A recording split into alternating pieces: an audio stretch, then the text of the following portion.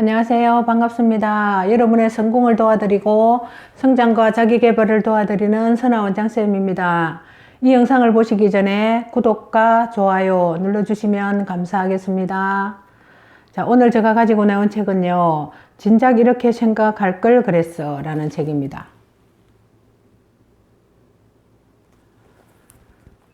이 책은 양리아림지엄 정세경 옮김 프레스트 북스에서 나온 책입니다.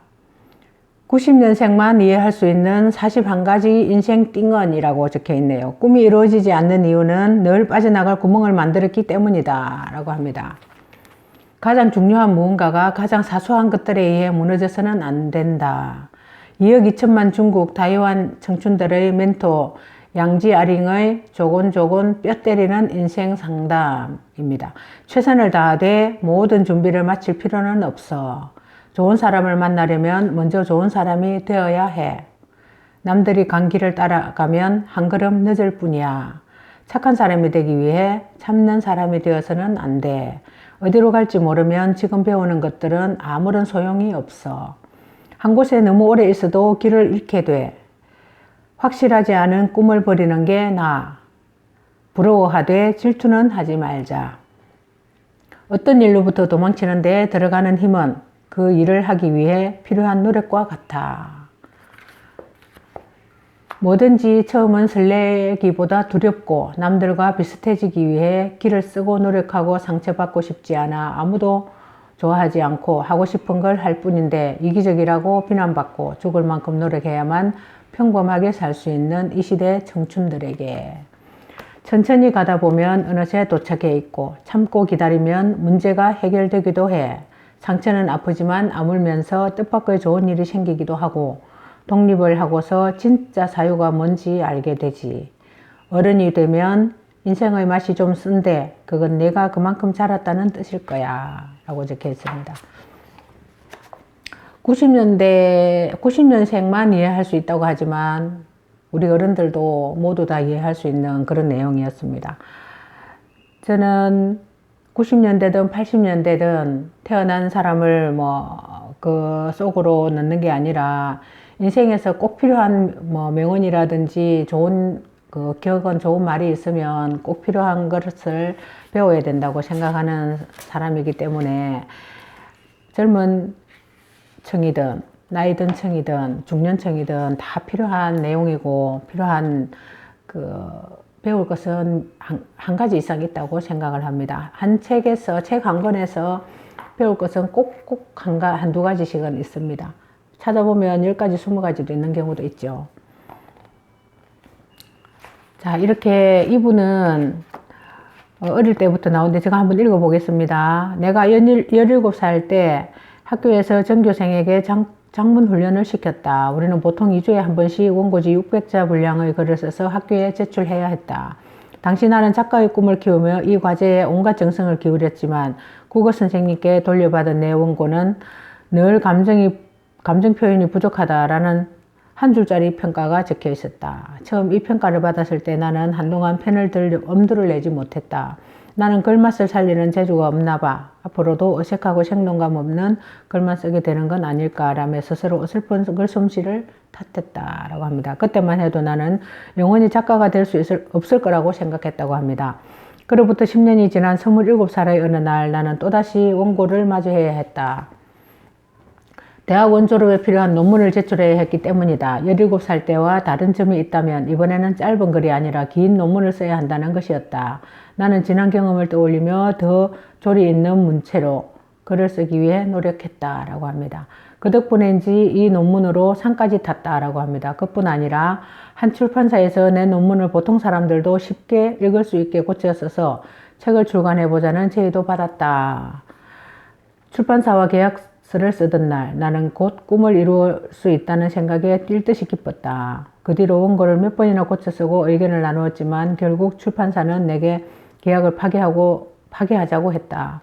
담당 편집자는 내 책이 출판에 적합하지 않다고 부드럽게 돌려댔지만 사실은 내 글쓰기 실력이 아직 부족한 탓이었다라고 합니다. 어떤 열정은 유전자 안에서 새겨져 있다고 했던가 나는 그 후로 글에 대한 갈증을 쉽게 내려놓지 못했다. 그러던 어느 날 페이스북 계정을 만들고 내 일상이나 생각을 기록한 짧은 글을 매일 하나씩 올리는 것부터 다시 작가의 꿈을 키워나가기로 마음먹었다. 이번에는 정말 최선을 다해보기로 한 것이다. 물론 이 쉬웠던 건 아니다. 매일 글을 올리면서도 나 자신에게 계속해도 괜찮을까 혹은 누가 내 글에 신경이나 쓸까라는 질문을 몇 번이나 던졌다. 하지만 그때마다 마음속 깊은 곳에서 이런 소리가 들려왔다. 쓰자.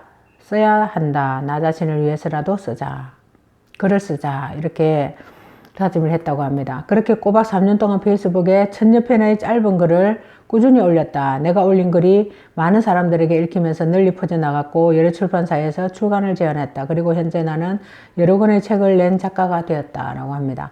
사람들은 내게 어떻게 20년 동안 꿈을 지켜나갈 수 있었느냐고 묻는다. 하지만 나 역시 작가가 되기까지 내내 흔들렸다. 누군가의 말 한마디에 의욕이 꺾이기도 하고 성공의 문턱 앞에서 넘어지기도 했다.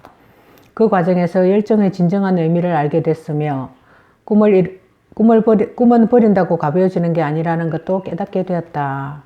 이 과정을 돌이켜보고 나니 그때의 나와 같이 어딘가에서 헤매고 있을 청춘에게 해주고 싶은 이야기를 하게 되었다. 그래서 이 책을 쓰게 되었는 것 같습니다. 그래서 나의 경험과 지난 10년 동안의 심리 상담을 일을 하면서 만났던 내담자들의 사례를 엮어 이 책 진작 이렇게 생각할 걸 그랬어를 출간하게 되었다. 올해 나는 37살이 됐고 지난날 장문평가에 눈물 짓던 어린 소녀에서 어느덧 20년이 지나 멀어져 버렸다. 20년 전 국어 선생님이 내게 내린 평가는 정확했다. 내게는 타고난 재능이 없기에 다른 사람들보다 2배의 시간을 쏟으며 다양한 감정 표현법을 배우고 글 쓰는 연습을 해야 했다. 내가 할 수 있는 온 힘을 다해서 말이다. 스스로 한계를 뛰어넘는 뒤에야 나는 사람들에게 사랑받는 글을 쓸 수 있게 되었다. 이 책에서 아직 목표를 찾지 못했거나 어떻게 성장해야 할지 모르는 청춘을 위한 이야기가 담겨 있다라고 합니다. 내 보잘것없는 관심이 지친 당신들에게 의지와 격려가 되길 바란다. 이 책의 작가인 나도 원고를 퇴짜 맞고 형편없는 장문 점수를 받던 때가 있었다. 글의 감정 표현이 부족하다라는 평가에서 작가님 정말 멋진 글을 쓰시군요 라는 평가를 받기까지 20년의 세월이 걸렸다. 그 덕분에 나는 물이 계속 평탄한 강만 흐르면 물보라를 일으킬 수 없고 가파른 낭떠러지가 동시에 폭포라는 장관을 만들어낸다는 사실을 깨닫게 되었다. 그리고 당신도 이 모든 것을 경험하고 꿈을 이룰 수 있으리라 믿는다 라고 합니다. 마지막으로 그동안 글쓰기를 한 번도 포기하지 않았던 내게 고맙다는 말을 전해주고 싶고 나는 내가 정말 좋아하는 작가 가운데 하나다 라고 합니다. 자기 자존감이 굉장히 지금은 높아 있는 것 같습니다. 자, 천천히 가야 더 빨리 도착할 수 있다. 적당히 하면 아무것도 미룰 수 없다. 천천히 하되 뒤로는 가지 않는다. 흔들리지 않으면 느낄 수 없는 것들이라는 제목이 있네요. 행복이란 스스로 원하는 것이 무엇인지 알고 자신이 찾은 것에 만족하는 일이다 라고 합니다. 굉장히 의미 있는 일인 것 같아서 제가 한번 읽어봤습니다. 누구에게 좋은 사람의 기준이 된다는 것, 굉장히 기분 좋은 일이겠죠. 그 사람의 어떤 좋은 사람의 기준이 된다는 것은 그만큼 잘 살았다는 의미겠죠. 자, 실망의 감정을 잘 다스려야 진짜 어른이 된다. 어느 날 카페로 들어섰는데 우렁찬 울음소리가 들렸다. 나는 깜짝 놀라 진원지를 찾았다. 남자아이 하나가 유리 진열대 앞에서 한 손으로 엄마의 옷깃을 잡은 채 다른 손으로 초콜릿 케이크 사진을 가리키며 나 저거 사줘 라고 말하고 있었다. 아이가 가리키는 케이크 사진 뒤편에는 판매 완료라고 적힌 팻말이 놓여 있었다. 판매 완료란 글이 아이가 이해하기에는 너무 어려웠던 걸까? 아이는 계속해서 그 고집을 부리며 엄마에게 케이크를 사달라고 졸랐다. 난감한 상황에 빠진 엄마는 아이를 진정시키기는커녕 가게 직원에게 화살을 돌렸다. 주방에 케이크 더 없어요? 부탁 좀 할게요. 애가 이렇게 먹고 싶어 하잖아요. 죄송합니다만 저희 가게 케이크는 반드시 시간이 정해져 있어서 판매가 완료되면 다시 만들어 드릴 수 없습니다. 직원은 예의 바르게 대답했다. 그러자 아이의 엄마가 언성을 높였다. 케이크 한 조각이잖아요. 뭐가 그렇게 어려워요? 지금 만들면 금방 만들 수 있잖아요. 직원은 당황한 얼굴로 케이크를 만드는 과정에 대해 설명하려 했지만 아이의 엄마는 그저 같은 말만 반복했다. 빨리 좀 만들어줘요. 그녀의 날카로운 목소리는 남자아이와 똑같아 닮아 있었다. 소란이 계속되자 가게의 손님들은 속닥거리기 시작했고 어떤 사람은 휴대전화를 꺼내 동영상을 찍기도 했다. 사람들은 예의란 두 글자를 언급하며 그 엄마와 아이들을 곁눈질했다. 모두 두 사람에 대해 좋지 않은 판단을 내린 게 분명해 보였고 얼마 지나지 않아 SNS에 모자의 소식이 올라온 것 같았다. 어느새 가게 안은 물론 밖에까지 그들을 손가락질하는 사람들로 북적거렸다. 그때 갑자기 카운터 안쪽에서 사장으로 보이는 다소 험악하게 생긴 중년 남자가 걸어왔다. 그는 진지한 표정으로 모자에게 다가갔다. 나는 그가 안 그래도 소란스러운 상황을 더 키우는 것은 아닐까 걱정이 되었다. 나도 모르게 손바닥에 살짝 땀이 맺혔다. 하지만 그는 뜻밖에도 한쪽 무릎으로 꿇고 꿇은 자세로 아이와 눈을 맞추더니 부드러운 목소리로 말했다. 우리 꼬마가 초콜릿 케이크가 먹고 싶었구나. 아이는 울먹이며 고개를 끄덕였다. 그런데 케이크는 이미 다 팔렸어. 라고 알고 있니? 남자아이는 한 걸음 뒤로 물러나와 엄마를 한번 쳐다본 뒤 쭈뼛거리는 목소리로 말했다. 알아요. 아저씨는 얼굴에 미소를 지었다. 케이크가 먹고 싶었는데 이미 다 팔려서 먹지 못해 속이 상했구나. 머리로는 알겠는데 너무 먹고 싶어서 어떻게 해야 할지 몰랐지. 그래서 엄마가 대신 어떤 방법을 찾아줬으면 한 거잖아. 그렇지? 남자아이는 다시 엄마의 손을 끌어당겼다. 그제야 아이의 엄마는 정문에게 소리 지르는 걸 멈추고 앞에 있는 남자를 바라보았다. 엄마가 널 위해 열심히 방법을 찾아보셨다고 생각하니? 남자의 물음에 아이는 크게 고개를 끄덕였다.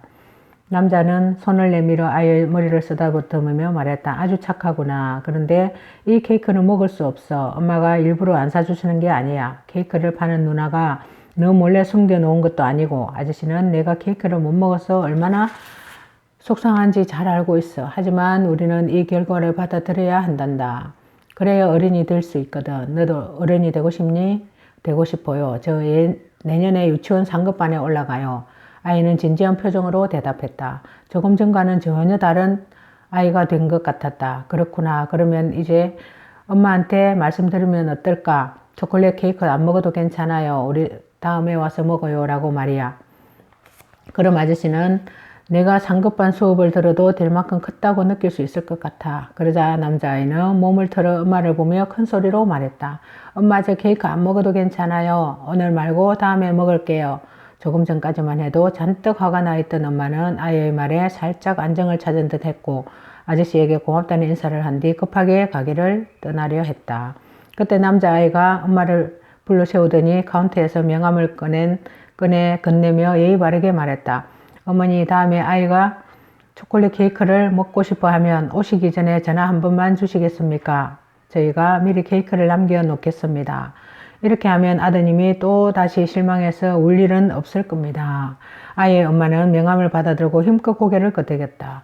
입술이 떨리는 것을 보니 감정이 북받쳐 눈물이 나려는 걸 간신히 참고 있는 것 같았다. 중년의 남자는 아이의 마음을 녹였을 뿐만 아니라 어찌할 바를 몰랐던 엄마의 마음도 위로해 주었다. 그는 이들을 질책하지 않았다. 그저 사람이 예의 있게 행동하려면 일단 실망과 좌절을 소화할 능력이 있어야 함을 아이에게 분명하게 가르쳐 주었을 뿐이다. 라고 합니다. 굉장히 어떻게 보면 주변에서 일어날 만한 그런 스토리여서 제가 한번 읽어봤는데요. 부드러움이 가장 큰 무기이다라는 생각이 듭니다. 자, 진작 이렇게 생각할 걸 그랬어 라는 책이었습니다. 지금까지 함께 해주신 여러분 감사합니다.